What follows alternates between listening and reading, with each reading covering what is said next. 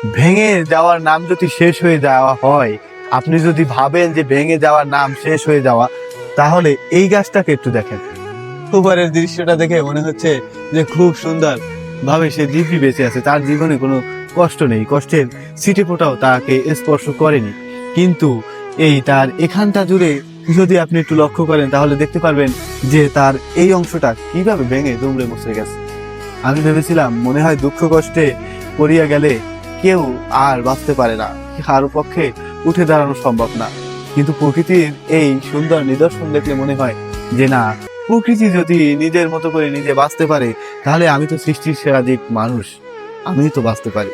আমিও তো চেষ্টা করলে একটু নিজেকে নতুন ভাবে তৈরি করতে পারি। এখানে পোকারা তাকে আক্রমণ করে খেয়ে ফেলেছে, কিন্তু উপরের যে অংশটা সেটা কিন্তু আবার জীবিত। ভাবলে মনে হয় যে না, প্রকৃতির এই সৌন্দর্য দেখে আমার শেখা উচিত যে আমি কেন পারবো না, আমার দ্বারা কেন হবে না, আমার দ্বারাও হবে।